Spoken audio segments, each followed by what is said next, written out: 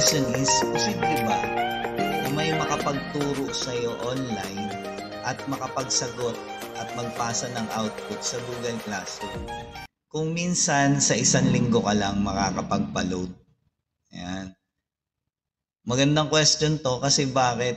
Kasi syempre sa new normal, nag-iisip tayo na makakatipid tayo na pwede tayong makapag-online. Karamihan, may gadget naman, may cellphone. Ang problema, walang pampaload. Ayan. Ngayon, pag-usapan natin kung posible ba na kung minsan ka lang makakapag-load sa loob ng isang linggo, pwede mo na masagutan yung mga task ng module. Ayan, daming subject niyan. Okay. Halimbawa, una muna, problemahin natin, ano ba yung subscription na pwede nating gamitin na unlimited yung pwede tayo makapag-Google at pwede tayo makapag-Facebook at pwede tayo makapanood ng YouTube. Yun lang yung ating pag-isipan. Kasi kung merong ganon, ang sagot ko, posible. Yan. Posibleng makapag-Google Classroom at the same time may makapagturo sa'yo. Okay? I-schedule natin. Kasi ang setup na ginagawa ko sa mga estudyante ko, meron silang tinatawag na FB page. Halimbawa, dito sa screen, makikita nyo, sa Math9 SUS, ito yung kanilang FB page. At dun sa FB page, nandun yung mga instructional video na aking mga kinuha at ginawa din. Kaya lang, medyo minimal lang yung paggawa ko ng video kasi nag-aagawan na sa YouTube ngayon ng paggawa ng video na may kaugnayan doon sa mga modules natin. Mathematics yung tinuturo ko, talagang imposible para sa mga estudyante na matuto kung wala naman sa kanilang magtuturo. Ngayon, pansinin natin, napakarami ng video na to.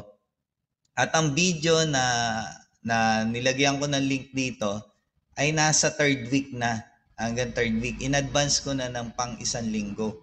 Reason, para advanced reading at advanced studies na ang gagawin ng mga estudyante.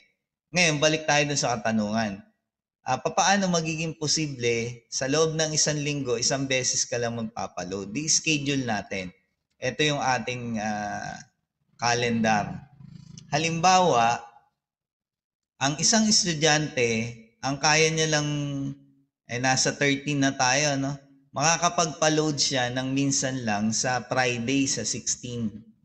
Yan, 16 lang. Yun lang yung kaya niyang pwede siya makapagpa-load. Pero yung pipiliin niya na load, syempre, dapat pag-isipan niya mabuti, dapat unlimited. Ayan, Friday. Ayun.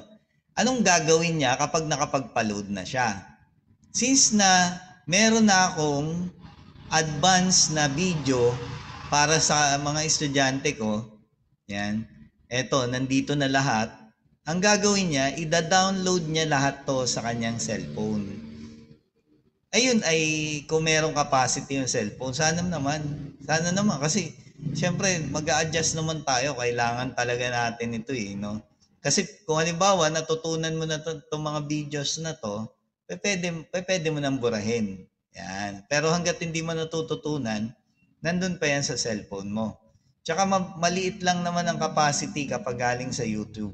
Pinaliliit nila ng gusto yan. Okay, balikan natin. Ngayon, ang ida-download niya na video ay yung gagamitin niya na 19, 20, 21, 22, 23. Pang third week. Nasa second week pa lang naman tayo, no? Di-download niya na ang kabuuan ng video na 19, 20, 21, 22, 23. Yan, wala na tayong problema doon sa... Ibig sabihin, dito sa mga panahon na to, may magtuturo na sa kanya dahil na-download niya na yung mga video na galing doon sa FB page na binigay ko doon sa mga estudyante ko. Okay, next. Ang katanungan na isa pa, sabi niya, pwede ka ba makapagsagot at magpasa ng output sa Google Classroom? Minsan ka lang magpapaload. Ayan.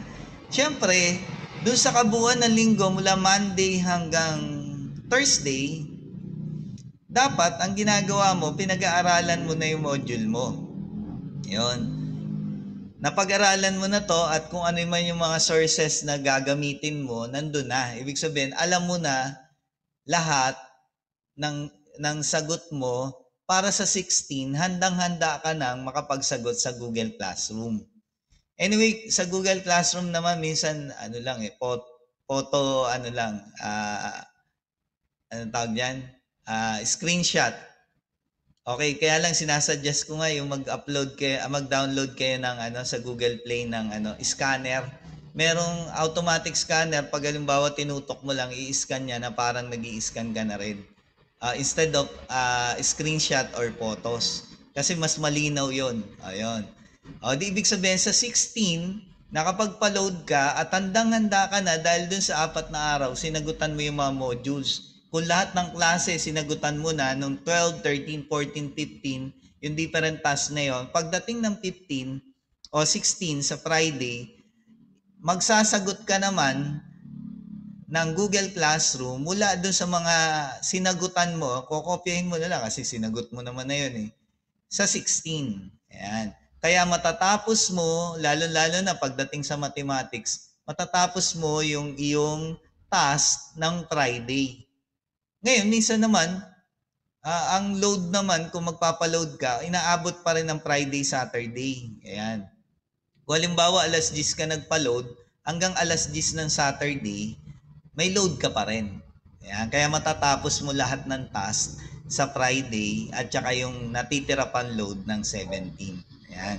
Kaya, posible, sipagan lang ng mga estudyante, na minsan sa isang linggo, makapag-online sila, wherein, ang magtuturo sa kanila ay mga video, yung mga video na in-upload ko sa FB, at pwede silang makapagsagot sa Google Classroom pagdating ng Friday dahil handang-handa na sila. Usually naman, ang mga inilalagay katulad dito, sa week 2 ko, ang nilalagay lang ay yung mga screenshots yung mga sinagot na mo.